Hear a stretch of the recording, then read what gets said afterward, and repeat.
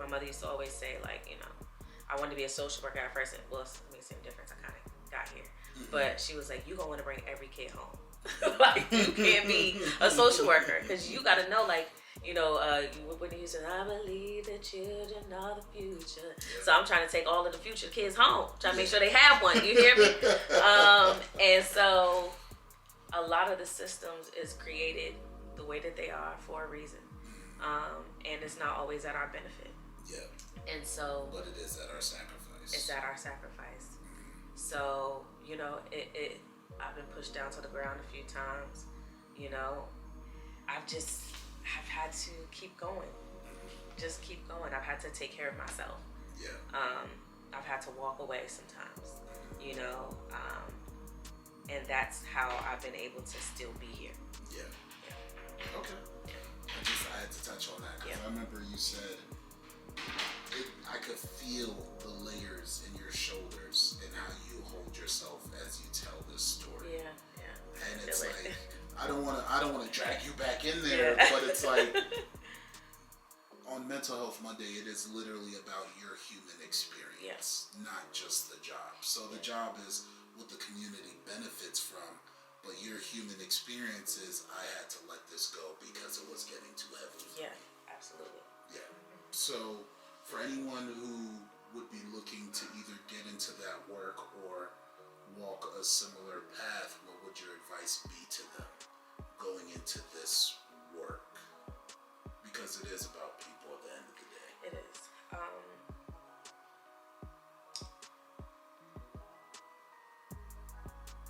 I would say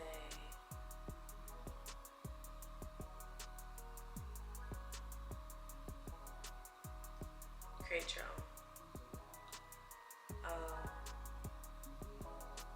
Create your own. Get a private practice if you can. Go into a business with people who are for the people and not for the numbers.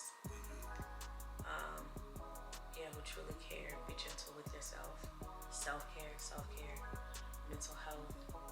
I'm a therapist that sees a therapist every week.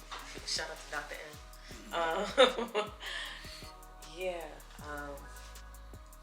And you will know when you're done. Yeah. And honor that. You did not fail. You did your very best in a system that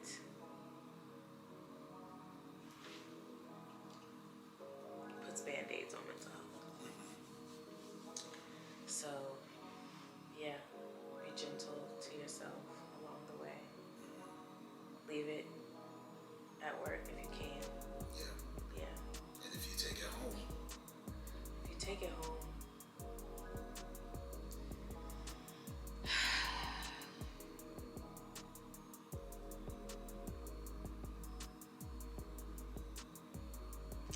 When I take it home, I'm going to speak from my own personal experience because I don't even know if I can tell somebody else what else to do. In that sense, I feel it. Yeah. I had a resident pass away a few years ago from an overdose, and I took it home. And I felt it. I actually went on a Ferris wheel that day. Yeah. Had some wine. And I cried and I slept. Yeah. There was no escaping that. And I think that's also something. Sometimes you just gotta feel some shit. Don't run from it. You can't jump over the shit. You gotta just go through it. So yeah. Okay. All right. That was real. Yeah. You needed a breath of air. Yeah. A fresh breath of air. You said, I'm gonna drink this wine and I'm gonna get on this wheel and I'm gonna view this city. Okay. Yeah. Is that why you like to be by water so much? I love being by water. Yes. I be watching videos. I'm like, she really likes water. You know, Pisces. The water is where I let go. I take a bath every day for at least 3 hours. Yeah. That's where I release. Like, I love going by the water. I love the breeze. I love the air. I need to sit there. It brings me clarity. You love getting back to the moment. Yes. Okay. And it brings me there. Okay. Yeah.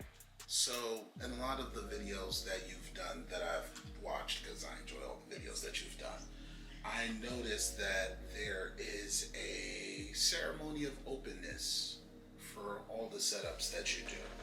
Would you like to speak on that? What do you mean ceremony of openness? I think you, from what I've seen, create a space that says, you know, it's free to enter. Just realize, though, when you come in here, that it's about you and it's not about me. That's what you've created. And it's a good thing, because it's like, not every day do you find places that the focus is you and not what someone can get from you.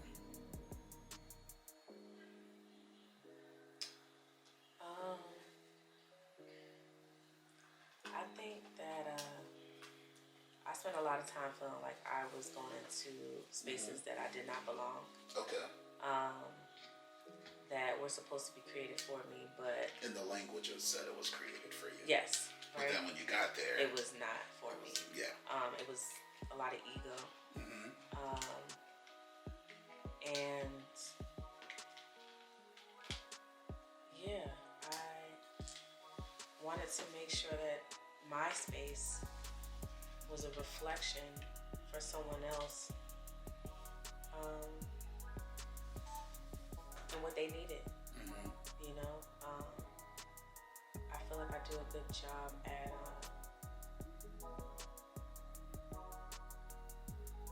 creating a space that is just raw and real. Mm-hmm. You know, because I know that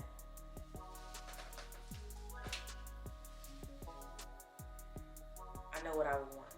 Yeah. I know what I would want, and I'm not perfect. Mm-hmm. Everybody might not say they, enjoy me or my space, and that's fine. Mm-hmm. But I do it with intention. Yeah. And the more that I've been able to get open and free within myself, I feel like that's just been able to just radiate everywhere else around me, and yeah. Well, it's beautiful. It's very beautiful, and it's appreciated. It's very appreciated. I like being able to take a hiatus from TikTok and coming back to your page on the socials and being like, ooh, what did I miss? this looks nice. Let me give her some hearts. I think we both do this. I'm like, damn, did I not heart these yet? It's like playing catch up. Oh, I didn't know you were speaking on this. Right. Let's get when into this shit it. drop. Yeah. Let's talk about social media. Okay. Is there pressure there for a creative? Are you a creative? I am a creative. Mm-hmm. Creative. Pressure. Well, of course. Mm-hmm. But I would like to think that it's only the only pressure that's created is the pressure that we put on ourselves. Okay.